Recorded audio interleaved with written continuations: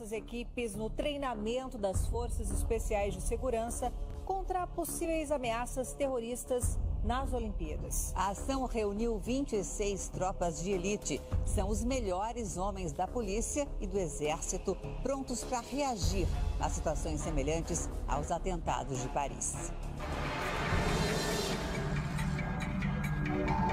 Se estes homens entrarem em ação, mau sinal. Algo de muito ruim acaba de acontecer. Eles são treinados para o confronto direto, mas também para agir à distância e com precisão. Os melhores atiradores. A elite da elite das forças de segurança. Todos reunidos num mesmo lugar. O Comando de Operações Especiais do Exército no coração do país, Goiânia. 26 grupos de diferentes estados e uma só missão. Preparar os homens para o pior dos cenários durante as Olimpíadas. Um ataque terrorista, como o que aconteceu na França, em novembro do ano passado, e na Bélgica, em março deste ano.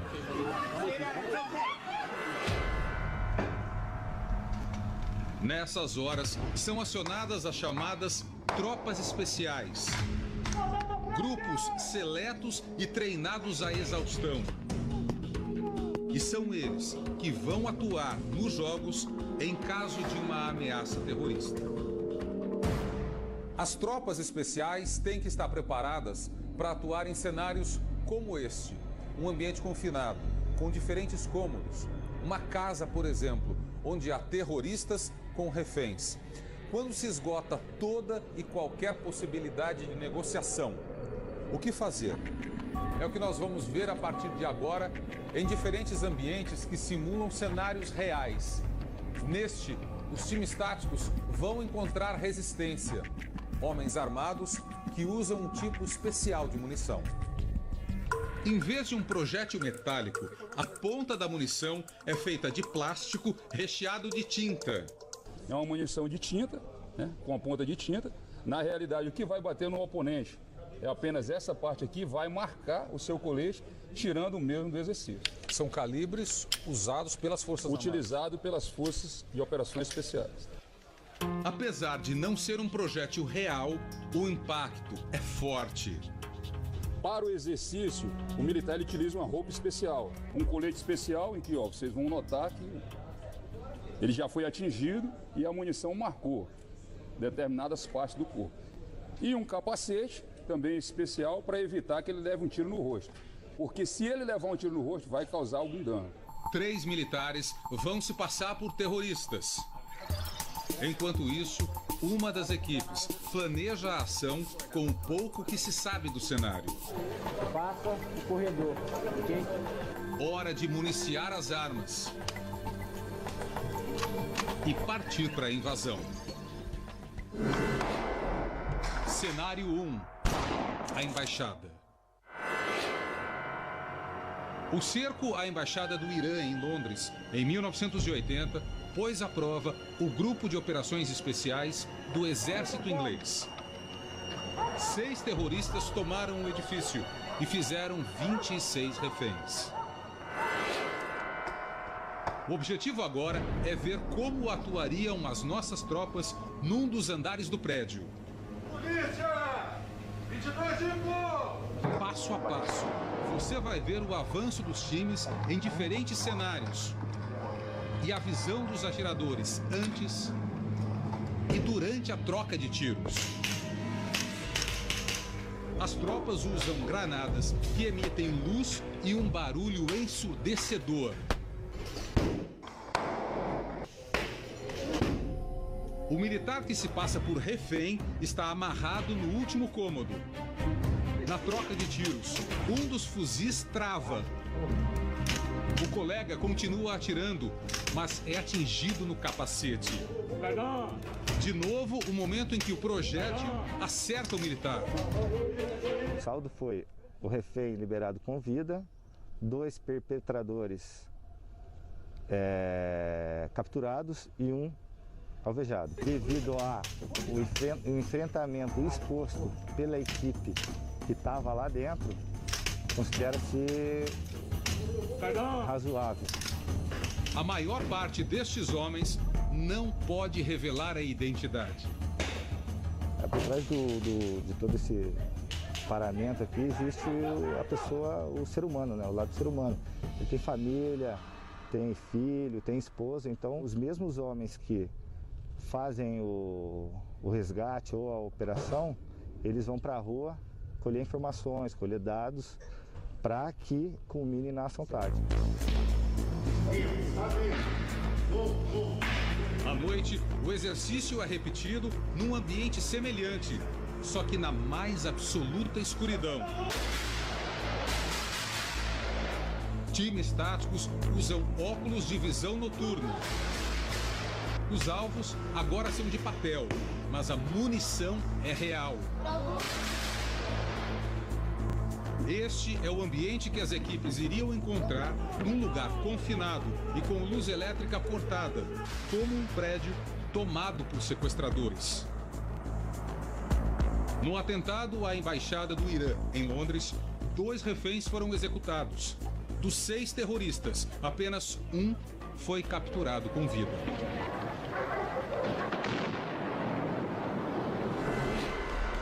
Cenário 2. A boate. Este ginásio de esportes aqui em Goiânia foi usado para recriar uma situação real. O palco de uma tragédia que abalou a capital francesa, Paris. Terroristas invadem uma boate, explodem bombas e atiram contra inocentes muito antes da chegada das primeiras equipes táticas. Um dos objetivos aqui é ver como as tropas do Brasil reagiriam num cenário como esse.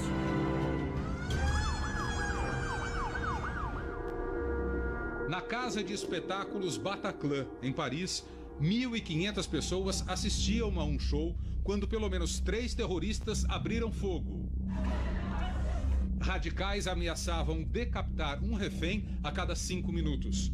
Foi quando o esquadrão de elite da Polícia Nacional Francesa entrou em ação. A munição de festim usada em Goiânia dá a ideia do horror vivido na boate.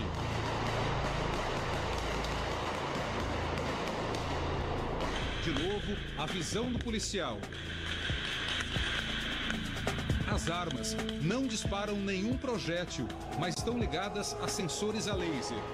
O equipamento acusa quando o atirador é atingido. E também quando acerta o alvo. No caso, militares que se passam por sequestradores. Não é de hoje que o Brasil vem se preparando para uma eventual ameaça do terror.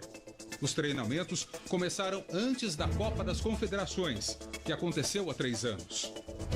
Essa preparação ela já é de longo tempo. Ela não iniciou agora devido aos Jogos Olímpicos. Nós já vemos alguns anos nos preparando. Então, na verdade, nós estamos numa etapa final de preparação. Então, o que nós tínhamos que aprender, nós já aprendemos, nós já evoluímos. Missão dada e cumprida. Mas estes homens ainda teriam que passar por outras provas de fogo. Segundo dia no Comando de Operações Especiais.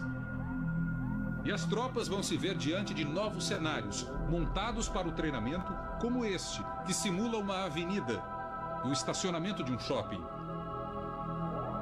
Se estiverem na escolta de um chefe de Estado ou de atletas, e a comitiva sofrer uma emboscada, o que fazer? Se terroristas conseguirem furar a segurança de um ginásio olímpico, como agir? E como proceder numa situação que nos traz péssimas lembranças? Cenário 3. O coletivo. Um atentado, e agora dentro de um ônibus. Algo muito semelhante ao que já se viu no Rio de Janeiro, mas agora criado da seguinte forma. Temos um refém, um terrorista e mais um refém. a missão das tropas: sair do ônibus com os reféns em segurança e no menor tempo possível. Junho de 2000. Um criminoso armado invade um ônibus na zona sul do Rio e mantém os passageiros reféns por quase 5 horas. Quando o sequestro parecia ter chegado ao fim, a ação desastrosa. Um policial atira contra o bandido, mas acerta de raspão o queixo de uma das reféns, a professora Geisa Gonçalves. Na mesma hora, Sandro do Nascimento, o sequestrador, dispara 3 vezes contra as costas de Geisa. Sandro também morreu, mas por asfixia dentro do carro da PM. A simulação no quartel prevê um ataque terrorista quando se tem pouca ou quase nenhuma chance de negociação. Uma das equipes opta por usar uma bomba de efeito moral e invadir o ônibus pela porta da frente. Outra surpreende o rapaz que faz o papel de terrorista atirando pela janela. Para as forças especiais, os eventuais erros ensinam mais do que os acertos.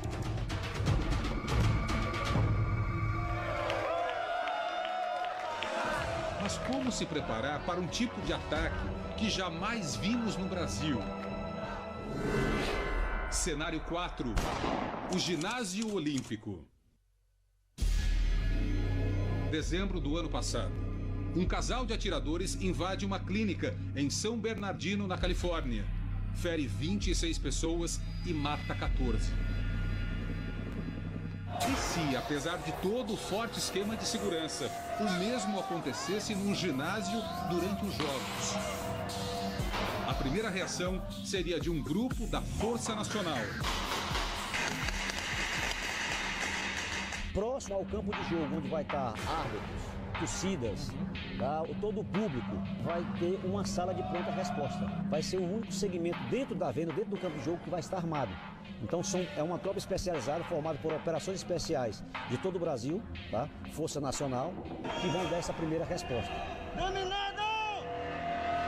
Em cada local de competição, haverá câmeras transmitindo imagens ao vivo para um centro de monitoramento das Forças Armadas. Para monitorar o entorno dos estádios, até um balão vai ser usado. Ele carrega câmeras e envia o sinal para outro centro, operado pela Polícia Militar do Rio. Não é uma única câmera, é um arranjo de 13 câmeras que estão distribuídas no sensor lá fora, que garante essa cobertura de 360 graus o tempo todo, né? No deslocamento para os pontos de competição, as delegações vão ter a escolta de helicópteros com um time tático a bordo. Cenário 5. A emboscada. Durante o treinamento, as 26 equipes simularam a reação a um possível ataque contra um chefe de Estado. O caminho da comitiva é bloqueado por uma barricada.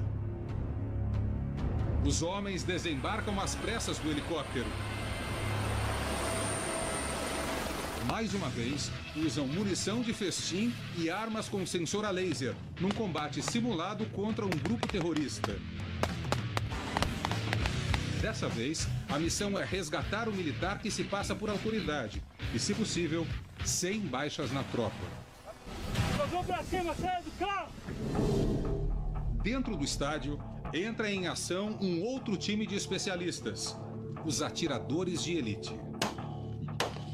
No meio militar, eles são conhecidos como caçadores, também chamados de snipers.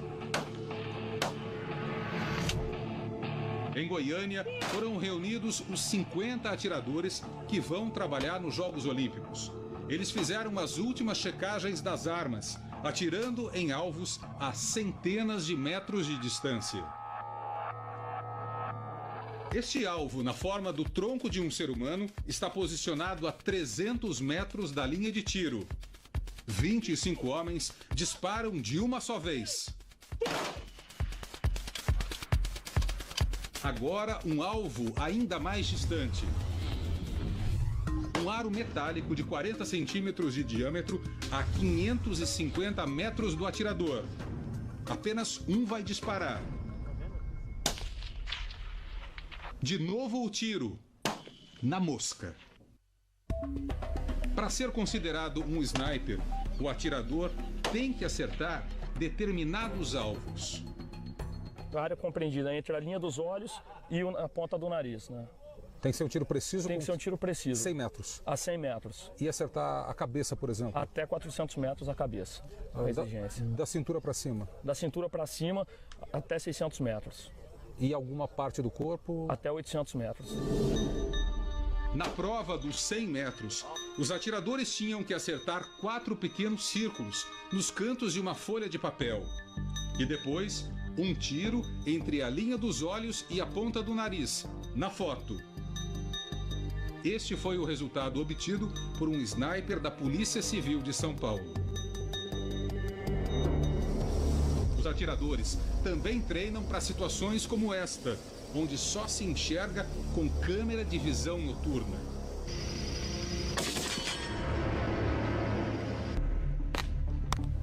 Mas afinal, qual é o risco de que um ataque terrorista possa mesmo acontecer? Recentemente, fatos que chamaram a atenção das autoridades vieram a público. Primeiro, a visita ao Brasil de uma das lideranças mais populares do mundo árabe, o Sheikh Mohammed Al-Arif. Há 3 anos, durante discurso no Egito, Al-Arif convocou os muçulmanos para a luta armada na Síria. Em palestra no Reino Unido, fez um discurso inflamado, enquanto era vigiado por homens do serviço de inteligência. Naquele evento, estariam rapazes que mais tarde passaram a atuar no grupo terrorista Estado Islâmico. O sheik negou-se envolver no recrutamento de jovens, mas uma revista semanal lembrou que, na Europa, Mohammed Al-Arif é tratado como uma ameaça. A entrada dele estaria proibida em 30 países. Segundo fato suspeito, as atividades de um argelino naturalizado francês na Universidade Federal do Rio de Janeiro. O professor de física Adelaine Richer ficou preso na França durante 3 anos, acusado de trocar correspondências com outro grupo radical, a Al-Qaeda. Ele teria dito sim a um convite para integrar uma célula terrorista.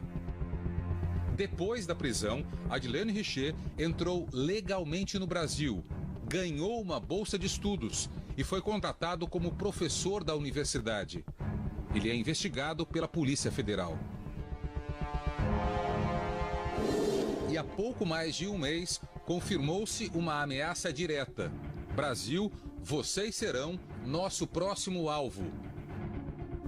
A mensagem teria sido postada pelo também francês Maxime Rochard, numa rede social. Rochard, conhecido como O Carrasco, é suspeito de aparecer em vídeos como estes, publicados pelo Estado Islâmico durante decapitações de prisioneiros. A ABIN, Agência Brasileira de Inteligência, confirmou que a ameaça foi postada no perfil que pertencia ao terrorista. O Carrasco escreveu a mensagem uma semana depois dos ataques à capital francesa.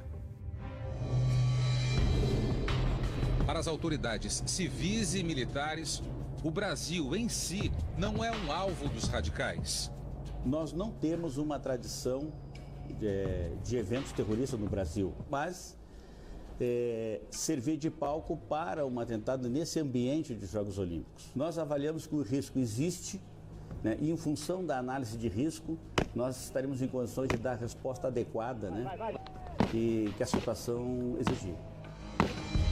Para a secretaria que cuida da segurança dos grandes eventos, um dos momentos mais delicados é a cerimônia de abertura no Maracanã. Ali haverá 5 bilhões de pessoas olhando para o país. Ela, apesar de haver alguns eventos olímpicos prévios, ela que inaugura de fato os Jogos, então não pode haver erros. Nós não acreditamos que um atentado ocorrerá, mas estaremos prontos para caso ocorra.